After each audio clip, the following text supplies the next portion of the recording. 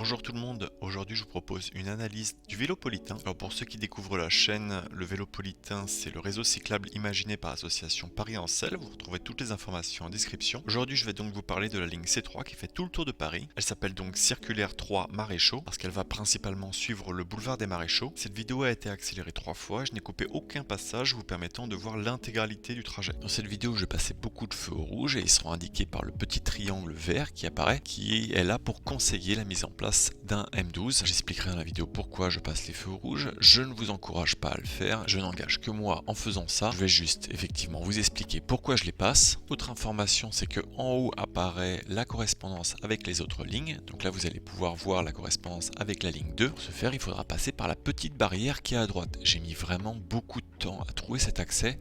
Ça vous permettra de rentrer dans le parc et d'ensuite rejoindre le canal. Sinon, il faut passer par le côté gauche où il y a des escaliers et donc moins pratique. Alors ici, il y a un petit passage pavé, c'est normal, c'est parce qu'il y a des bus et donc des piétons qui sortent. Je trouve que c'est plutôt intelligent de le signaler comme ça. Alors d'ailleurs, ça permet d'accéder au magnifique Philharmonie. Alors moi, je le trouve magnifique, mais je suis sûr que beaucoup d'entre vous n'apprécient pas forcément son architecture. Je vous conseille quand même d'y aller au coucher du soleil, vous changerez peut-être d'avis. Là sur la porte de Pantin pour traverser j'ai eu la chance. Ici c'est un espace qui est partagé avec les piétons donc il faut quand même faire attention, leur laisser la priorité. On arrive sur un céder le passage, c'est à dire que les cycles ne sont pas du tout prioritaires à ce feu, enfin à ce passage piéton, il faut faire très attention. Et j'avoue que là c'est pas très pratique. On voit qu'on n'a pas de feu, on a juste le passage piéton. On va suivre les lumières et on va devoir passer de l'autre côté ici pour affronter la terrible pente de Porte des Lilas. Et là on arrive dans une partie qui sera très importante dans cette vidéo, c'est les attentes. Vous verrez qu'il y a de nombreux moments où je suis obligé d'attendre. Donc là on est dans un endroit qui est quand même très bien aménagé. Et j'ai décidé effectivement de ne plus indiquer en bas à droite les entre guillemets garés comme une merde, les personnes qui sont mal stationnées. Je vais plutôt indiquer le compteur de danger, c'est-à-dire le nombre d'éléments qui m'ont mis en danger sur le trajet ou sur lesquels j'ai ressenti des dangers. Je pense que c'est plus intéressant, je pourrais aussi le faire remonter potentiellement sur les autres vidéos. N'hésitez pas à me dire encore une fois si c'est une bonne idée, mauvaise idée, si vous préfériez les voitures qui étaient mal stationnées. N'hésitez pas en général à faire des retours sur ce type de contenu, parce que c'est vrai que c'est assez expérimental. À chaque fois je teste de nouvelles choses. Vous pouvez d'ailleurs retrouver le doc Google de tout ce que je fais là-dessus. Alors là on va traverser de l'autre côté et c'est vraiment super mal foutu. Bon là je traverse au piéton rouge. Ici pareil piéton, je me sers des piétons pour traverser. Là c'est dangereux donc je ne le fais pas. Et on remarque au sol que c'est assez particulier. Il y a une bande de céder le passage, là on peut la voir. Je ne sais pas si je suis prioritaire sur les voitures ici, parce que le feu piéton est rouge. Donc je vais m'arrêter jusqu'au bout. C'est vrai que ça serait bien de clarifier un petit peu si le vélo est prioritaire, s'il n'est pas prioritaire. Je ne sais pas vraiment, je vais essayer de faire remonter ce point et d'en discuter. Alors vous pouvez aussi voir en bas à droite, j'indique l'arrondissement dans lequel on est et l'endroit dans lequel on est. Et à droite, le petit vélo qui se déplace au fur et à mesure de la vidéo pour toujours garder un œil de votre position. C'est pour ça que vous pouvez avancer dans la vidéo, que vous n'êtes pas obligé de tout regarder. Donc là, premier danger avec la voiture qui est à ma gauche, qui est arrivée sur le sas vélo, parce qu'elle pourrait me couper la route à droite. Là, deuxième danger avec la trottinette qui arrive en face de moi, etc. etc. Je pense que, comme je vous le disais, c'était plus intéressant de faire ce type de choses. Alors ici, on arrive à un passage piéton et il n'y a pas de feu cycliste. C'est quelque chose qui... Bon alors, pour le cas présent, ça ne pose pas de problème vu que la circulation est assez dense, mais c'est vraiment quelque chose que je trouve très étrange, dans le sens où c'est pas clarifié. C'est-à-dire que moi, cycliste, je ne sais pas s'il faut que je suive le feu piéton, qui pourrait d'ailleurs être aménagé en M12. Enfin, quand je dis aménagé en M12, c'est au moins que le M12 soit affiché dessus, parce que là on voit qu'il a été arraché, si vous mettez un arrêt sur image. Là, il y a aussi un petit détail, c'est certains potelets qui sont coupés, donc faites attention au niveau des séparateurs. Il y a des endroits où il y a un tout petit bout de potelet qui dépasse. Comme vous pouvez le voir au niveau du feu sur lequel on arrive, il y a le potelet qui est présent en face de moi, mais celui qui est en face a été coupé et pourtant il reste quelque chose au sol. Comme vous pouvez le voir, il n'y a pas de feu à chaque fois pour indiquer, c'est juste du passage piéton, comme ici. On voit d'ailleurs un vélo qui va me dépasser par la gauche, une fois qu'il va avoir le temps de passer. Moi je vais pas le faire parce que je vais attendre patiemment que la dernière voiture passe. Mais c'est vrai qu'en termes de loi, il n'y a pas de feu qui est indiqué, donc je ne sais pas si je serai amendable si je passe ce type d'arrêt. Donc là on arrive sur cette grande place, il va falloir garder en tête qu'il faut aller de l'autre côté, ici. Donc attendre que tous les véhicules passent. Et comme on va pouvoir le voir, ça ne sert absolument à rien de se presser, parce qu'il y a un autre cycliste qui va essayer de forcer. Et ici, il faut prendre son temps, il faut juste regarder la séquence de feu. À chaque fois pouvoir s'arrêter. Et en général, vous pourrez regarder que ça ne sert à rien de griller les feux. Enfin en tout cas, certains feux. Parce qu'il y en a d'autres, comme je le fais, qui font effectivement gagner du temps, le fait de les passer. Mais en général, les feux Carrefour, c'est beaucoup plus prudent de les respecter. Parlant de feux rouges, ceux que je passe sont équipés de M12. Vous pouvez voir la petite bande métallique.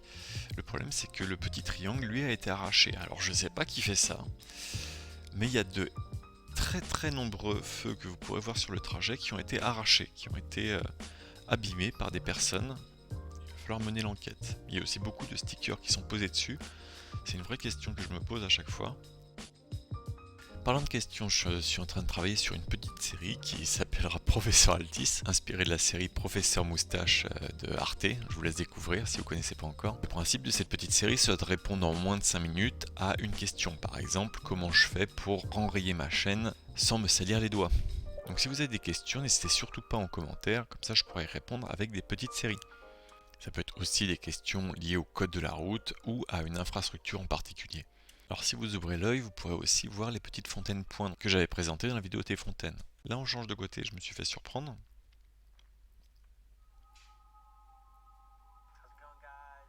Donc il y a des cyclistes qui sont en contresens parce qu'il y a une pas super bonne continuité. Comme on peut voir, on change de côté de la route de temps en temps. Ça crée des petites incompréhensions.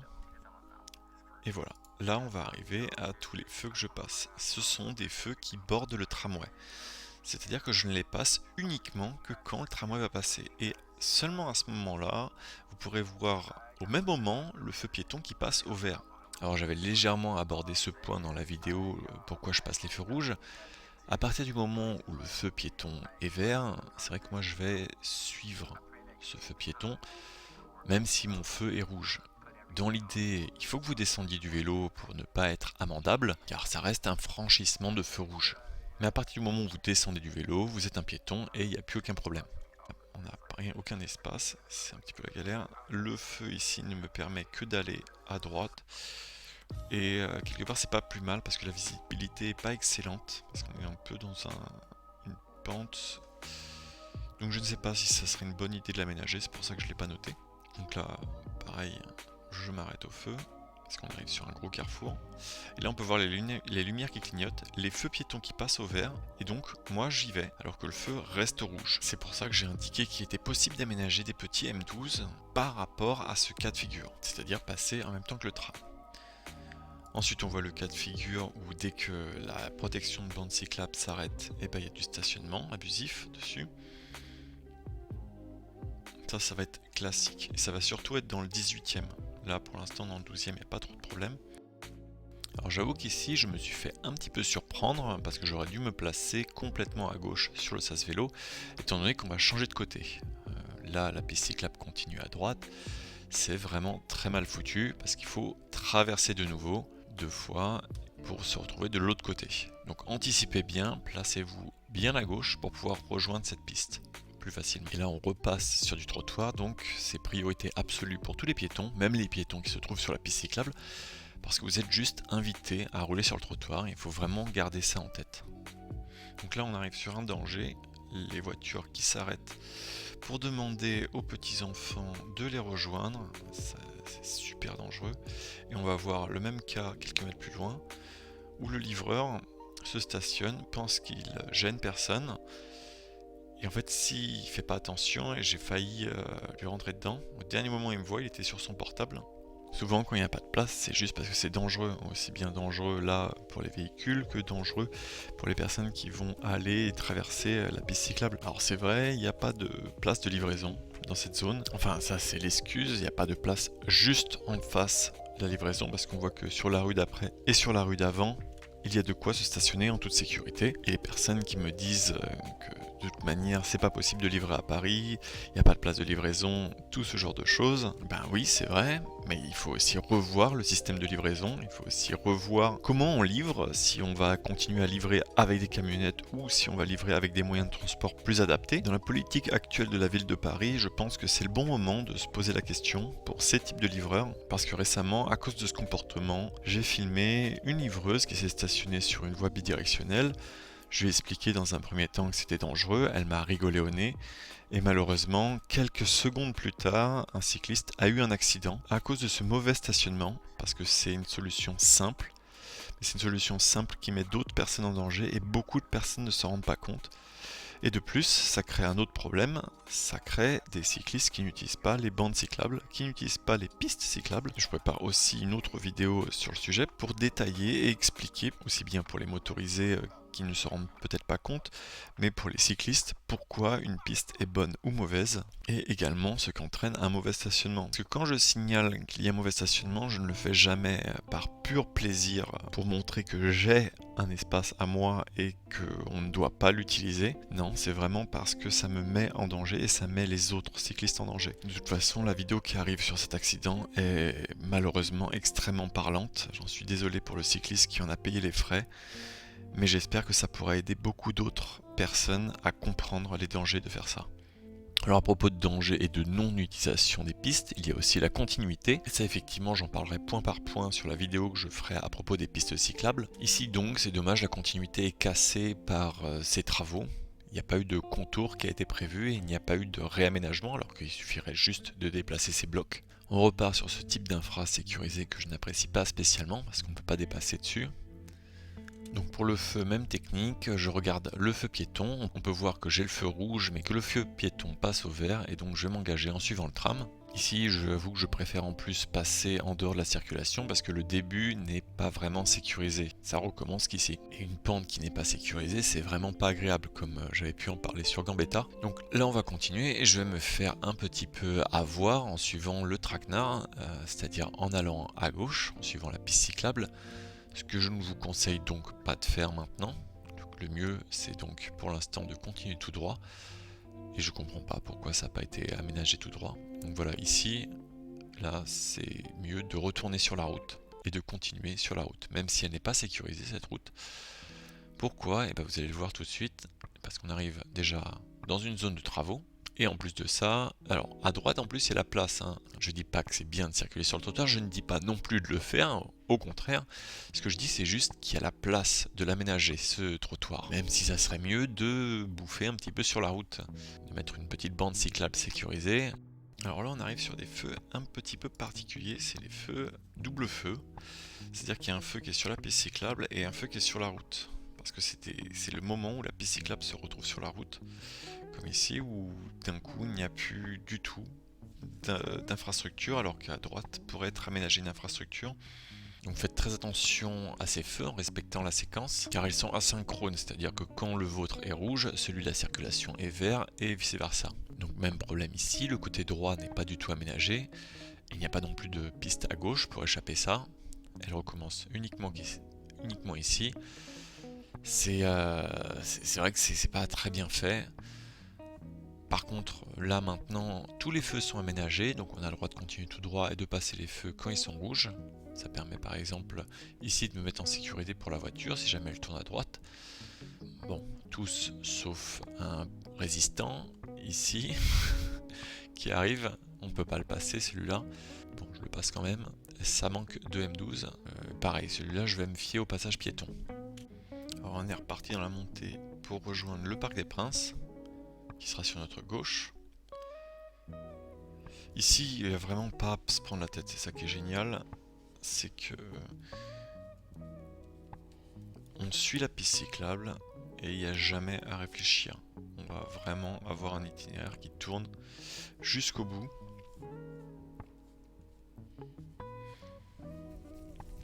Et c'est vraiment très confortable.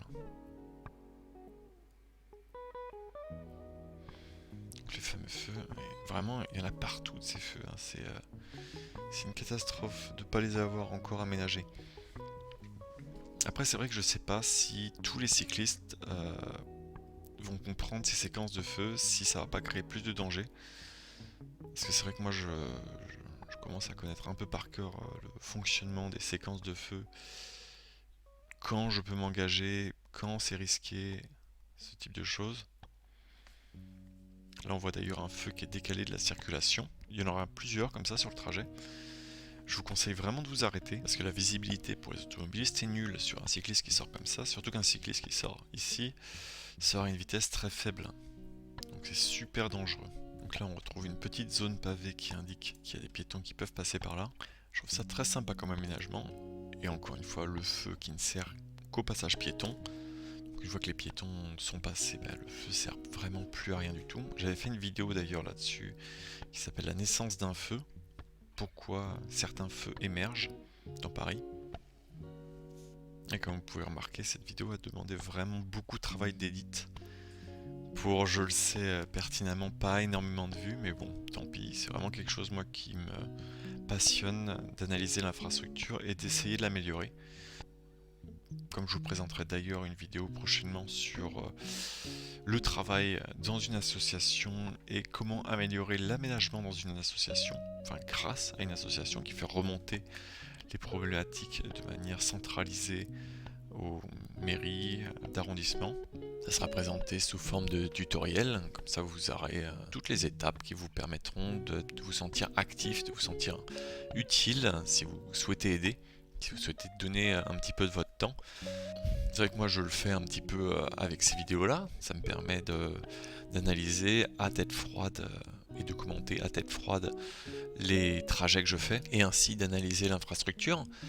Mais avec une association, on va sur le terrain, on rencontre également d'autres personnes et ainsi on peut échanger toutes nos idées pour pouvoir fournir un travail un peu pré-mâché qui aide effectivement les mairies à avancer plus vite sur ce type de travaux. Ce travail peut consister en plusieurs choses, soit on peut remonter juste ce qui ne va pas, soit on peut pousser des suggestions, mais ça effectivement je vous le détaillerai plus en détail dans la vidéo que je ferai spécialement là-dessus.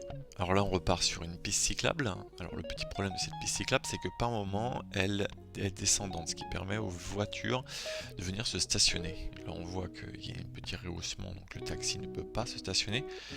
Mais dès que la piste est à niveau, les véhicules s'engagent dessus et profitent de cet espace, comme par exemple cette voiture. C'est assez ennuyeux, c'est vrai que dès que l'infra n'est pas parfaitement pensé, il y a des gens qui l'utilisent mal. C'est pour ça qu'il faut faire super attention. Un jour malheureusement il y a des potelets qui vont sortir nulle part, et là c'est pareil, il n'y a pas de bande cyclable, c'est juste, il est indiqué qu'il y a des vélos qui peuvent passer par là. C'est la spécialité du 14e. Il n'y a que ici que j'ai vu ça, ce type d'infra. Très étrange. Donc là, il faut faire cette petite bifurcation et retourner là, faire très attention à bien garder en tête cette petite bifurcation parce que le nombre de fois où je me suis fait avoir juste avant et après il n'y a aucun moyen de retourner sur la piste et on est obligé de se taper ce petit tunnel en pente avec les voitures qui poussent derrière, qui sont pas forcément agréables, juste parce qu'on a fait une erreur. Donc là, petit danger au déchargement, surtout qu'il y avait la place à côté. Soit ils sont handicapés, mais il est possible de mettre tout le monde en sécurité en faisant juste quelques mètres en plus. Bon après, on est sur le trottoir ici, donc je fais extrêmement attention et je rends les piétons toujours prioritaires. Parce que c'est pas de leur faute en fait que les cyclistes soient là, c'est juste l'infra qui est mal pensé. Encore une fois, on peut voir le feu et je m'arrête parce qu'il n'y a pas de tram. C'est ce que j'expliquais en fait, c'est vraiment ma logique de s'il y a un tram, là on peut voir la lumière qui clignote. Je m'élance, et s'il n'y a pas de tram, je m'arrête. Parce que je sais qu'à partir du moment où les petites lumières du tram vont clignoter, absolument toutes les intersections vont passer au rouge. Je sais, je me répète, mais ça permet peut-être de vous faire comprendre pourquoi je fais ça. Pourquoi j'ai cette logique-là. Alors là, je trouve ça absolument génial. Merci d'avoir aménagé ces 200 mètres. C'est vraiment cool maintenant qu'ils puissent aménager quand il y a des travaux. C'est vrai qu'avant, de manière on le verra dans le 17e et dans le 16e, quand il y a des travaux, c'est pas encore pris en compte pour les cyclistes. Mais ici, dans le 13e, c'est vraiment à chaque fois super bien fait pour sécuriser les cyclistes. Ah, c'est dommage, il y a pareil, une petite bande noire qui pourrait être aménagée en piste sécurisée comme ici.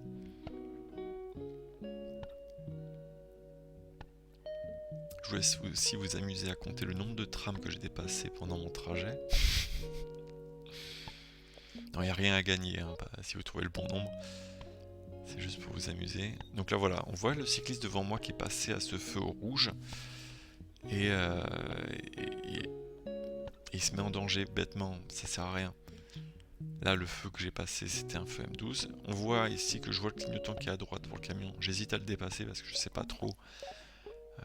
Ça pourrait être dangereux de le dépasser. Donc j'attends de voir si j'ai la possibilité, si j'ai le temps pour le dépasser correctement.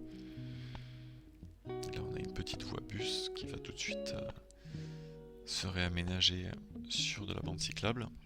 Alors ici c'est passé un truc, c'est que la voiture s'est mise à réavancer. Elle était déjà sur sas vélo mais elle s'est mise à réavancer pour me dépasser. Donc j'étais obligé d'anticiper le feu pour pas qu'elle me coupe la route. C'est insupportable. Il y a déjà le sas vélo, la prochaine fois il faut que je me gare en fait devant la voiture. Plutôt que me garer sur le côté sans vouloir la gêner. En fait elles comprennent pas qu'elles vont me mettre en danger en voulant repartir et en me coupant la route. Ce qui est bien dommage. Donc là on voit le cycliste qui passe tous les feux. Et c'est aussi un problème quand vous passez le feu, c'est que vous ne savez plus quand il passe au vert. Moi j'ai une meilleure anticipation aussi au niveau du carrefour, j'ai une meilleure visibilité. En plus il y a le fait de stationner sur le passage piéton, qui est pas génial parce que si vous passez le feu, vous n'avez plus aucun endroit où vous positionner, étant donné que après le passage piéton, on est directement engagé dans le carrefour. Donc oui, rester au niveau du feu, ça sert à rien en fait. Donc là ici, il y a un squattage incroyable au niveau des taxis. Mais par contre, faut pas qu'ils gênent la voie des véhicules, hein. Ça c'est sûr. La voie cycliste, ça ne pose pas de problème. Là je me suis un peu trompé à droite, en fait il y a une rampe qui permet d'aller de l'autre côté de la route, de tout traverser pour les piétons, qui n'est pas utile pour les cyclistes. Et comme vous avez pu le voir, on est dans le 16e. Voilà. Il n'y a rien. Aucun aménagement, nulle part.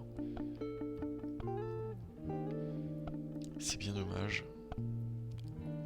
Et ça va être comme ça tout le long. Donc là c'est vraiment quelque chose qui un petit peu me désole. C'est qu'on a une route qui a été bitumée il n'y a pas très longtemps et il n'y a aucun aménagement dessus, c'est incompréhensible. On verra un petit peu plus loin qu'il y a un effort qui a été fait, parce qu'on va pouvoir circuler sur le trottoir, c'est très gentil. Il est néanmoins possible ici de passer par la gauche, je vous laisse un petit extrait de Bilouk en description et en fiche, vous pourrez voir son itinéraire pour faire le tour des maréchaux.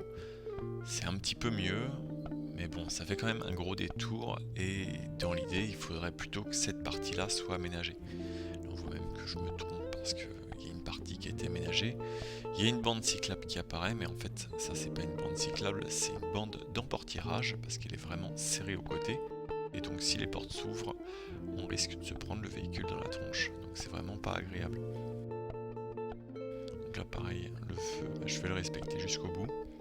Même si celui-là pourrait être aménagé en tournant à droite. Et là pareil, il n'y a toujours rien. Pendant encore un gros bout de temps, on va voir que c'est totalement absent au niveau du marquage. Et bien sûr les véhicules qui profitent de cet espace. Et on voit effectivement que les cyclistes n'ont pas du tout leur place sur cette infrastructure. Et là, je vais bien me faire couper la route. En fait, dans le 16e, c'est un peu le no man's land du cycliste. Bon, alors là, les feux, je suis désolé. C'est un peu le no man's land du cycliste. Il n'y a rien qui est fait pour eux. Alors, vous pouvez passer dans le tunnel à gauche. Non, je rigole, c'est interdit. Ce tunnel-là permet de passer de l'autre côté en passant sous le rond-point. Il y avait ça avant sur tous les maréchaux, partout. Et avec la mise en place du tram, ça a fini par être complètement supprimé. On voit d'ailleurs la sortie qui est ici. Et donc là, le fameux passage sur le trottoir qui s'arrête tout de suite parce qu'il y a une zone de travaux et donc on ne va pas fabriquer une solution pour les cyclistes, on les laisse se débrouiller. Ah ouais, le 16e, ça me met en colère un petit peu. C'est tellement une cata au niveau de l'infrastructure, tellement dommage. Mais on arrive enfin sur Porte-Maillot qui va être complètement refaite. J'en parlais aussi dans d'autres vidéos que j'avais publiées avant. Et donc là, le problème c'est qu'on ne peut plus continuer légèrement sur la gauche, on était obligé de continuer tout droit, ce qui ne ramène pas sur le boulevard des Maréchaux, ça fait une petite différence. Donc à droite, il y a la correspondance avec la ligne 1 qui va jusqu'à l'Arc de Triomphe, et à gauche, on redescend vers la Défense, le quartier de la Cyclo. Là, je vais continuer un certain temps ici, et on peut voir que sur cet endroit-là, il n'y a pas d'aménagement. Il y a juste une zone 30 qui a été indiquée. Pour moi, c'est pas un aménagement suffisant, même s'il y a des ralentisseurs, parce que les véhicules continuent à essayer de doubler. Bon, on va voir, je roule à 30 et je serre la voiture qui est devant moi et je roule vite. Mais un cycliste qui roule à une vitesse de 15 km/h va se faire dépasser et serrer par les véhicules. Alors, ralentir école, c'est cela, oui. Ici, c'est vrai que je ne sais pas si c'est une zone 30. C'est pas indiqué en permanence sur le sol. Donc c'est pas assez clair. C'est indiqué à droite sur les panneaux, mais c'est pas rappelé au sol. Et on voit que la voiture devant moi roule pas à 30 parce que moi je suis déjà bien un bon 30 appuyé. Donc on voit que c'est absolument pas respecté. Et pareil, la qualité de la route n'est pas super. Donc là dans les ronds-points c'est pareil, si quelqu'un sait exactement comment fonctionne le M12 droite, c'est-à-dire est-ce qu'on a le droit de prendre le rond-point et de sortir uniquement à la première à droite, ou vu que la bande cyclable est serrée sur le côté droit, on a le droit de continuer et faire toutes les sorties grâce au M12, ça je me demande. Donc pareil ici, moi je m'arrête et j'attends que les piétons aient le feu rouge pour passer, ce que beaucoup d'automobilistes ne font pas avec la poussette en plus, c'est incroyable.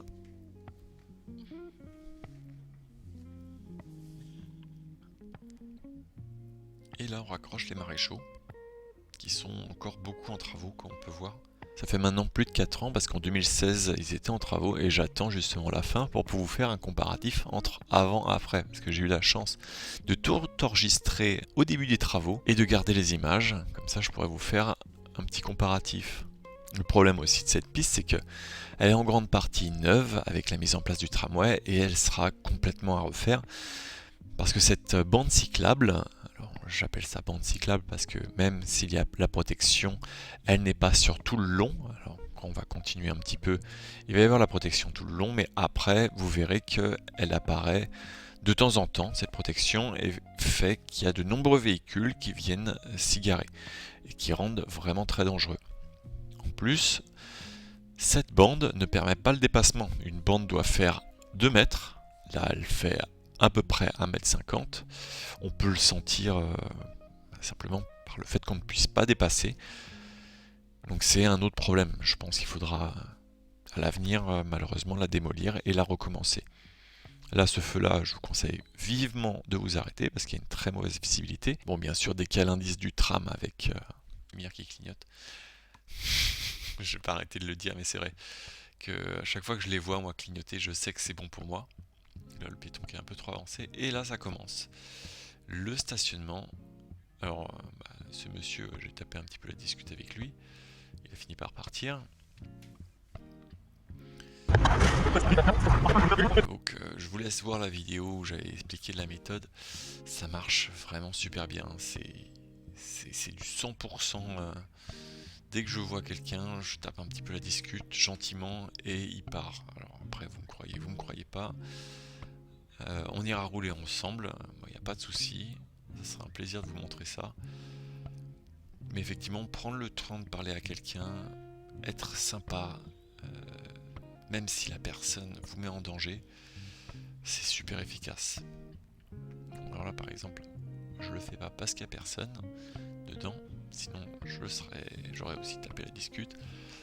Et c'est pas non plus un truc qui va me prendre plus de temps, hein. Ça va me prendre peut-être 1 minute de parler. Pendant cette minute-là, un automobiliste aura attendu un feu ou se sera arrêté au feu que je viens de passer.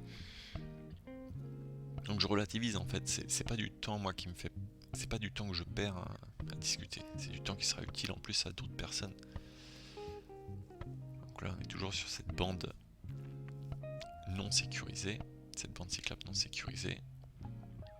Et on va d'ailleurs voir là, dans ce carrefour là, que les véhicules grignotent beaucoup dessus. Et à chaque fois ça me fait le coup. Donc là le feu que j'indique que c'est un M12, mais c'est toujours pour la même fameuse raison du tram.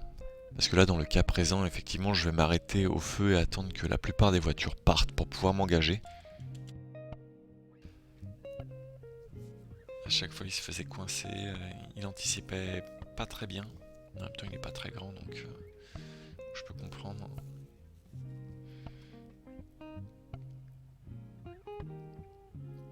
Donc là le feu était aménagé avec un M12, c'est pour ça que je l'ai passé. M12 tout droit, ils sont assez rares dans Paris en général, mais il existe celui-là. Là il y a juste un M12 pour aller à droite, donc je m'arrête. Et le tram passe, donc je me lance. Là c'était pareil, un M12. Ici encore cette histoire de bande cyclable discontinue. Donc je l'indique en simple bande cyclable, même si de temps en temps elle indiquait, enfin de temps en temps il y a le séparateur.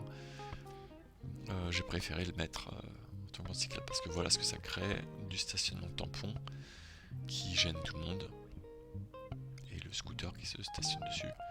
Il faut vraiment qu'il y ait une différence de niveau. Comme on voit encore une fois, je suis obligé de sortir parce qu'il n'y a pas assez d'espace pour dépasser. Et il y a même des vélos en contresens.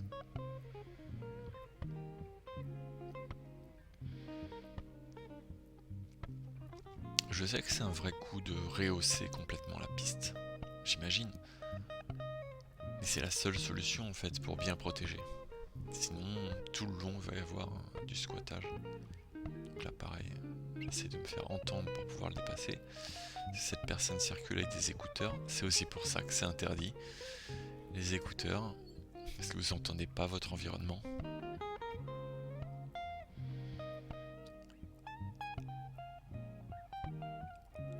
Alors là, c'était vraiment incroyable. Le véhicule qui vient se stationner juste devant. Et un peu plus tard, le tram qui ne peut pas passer à cause de lui. Ça on le voit pas, mais moi j'ai pu le voir. Parce que le tram dans l'autre sens, il commence à partir et en fait il se met à klaxonner parce qu'il n'arrive pas à passer. Voilà celui-là. Et si la piste est super mal foutue, elle devrait continuer en fait. Parce que là je suis obligé de sortir, aller à gauche et revenir de nouveau. Ce qui fait que ça me fait attendre 2 fois pour le tram. Et la faire continuer là sur le côté droit, ça aurait été quand même beaucoup plus pratique. C'est vrai que ça supprime de l'espace aux piétons. Mais il y a la possibilité, au vu du nombre de piétons qui passent par là, il y a la possibilité de réaménager cet espace de manière à être convenable pour les deux, piétons et les cyclistes. On arrive sur la porte d'Aubervilliers. Là, il faut faire attention. Il y avait justement un contrôle de police au moment où j'étais passé avec des cyclistes qui, à première vue, n'avaient pas respecté le feu. Et par contre, les voitures qui respectent pas les feux, ça... c'est vraiment des... Dans la vidéo, si vous prenez le temps en fait de regarder, il y a tellement d'infractions. C'est incroyable. Il y en a partout, même moi j'en commets, il y en a partout en fait, c'est vraiment la jungle. Donc là, c'est cette piste qui est mal foutue. Hein. On retourne sur la route avec une bande cyclable qui n'est pas marquée, qui est juste des petits dessins, pas vraiment de vraies bandes dessinées. Hop, on est reparti dessus. On arrive ici avec une correspondance sur la V5 qu'on peut redescendre sur le bord du canal. Et on arrive sur la porte de la Villette avec ce petit passage que j'aime pas du tout, où il faut bien serrer à droite. C'est pour ça que je passe. Il y avait un M12 ici, j'ai été vérifié, qui a été arraché. Et ici le sas vélo qui n'est jamais respecté, qui permet justement de tourner à gauche en sécurité et d'arriver à la fin ou au début de la boucle. Voilà, j'espère que vous aurez apprécié ce contenu. J'en profite pour remercier mes deux nouveaux tipeurs Snappy Snoop et Charlie Tango. Grâce à votre soutien, vous allez bientôt pouvoir bénéficier tous ensemble d'un meilleur micro. Parce que c'était vraiment un investissement à faire. C'est la dernière fois que vous entendrez mes clic-tic-lang et mes petits bruits de respiration. Alors d'accord, certains considèrent ça comme de l'ASMR, mais je suis pas sûr que ça soit au goût de tous. Merci encore pour vos dons, ça permet entre autres d'améliorer la qualité des vidéos. Je vous dis à bientôt pour de nouvelles vidéos et bonne route!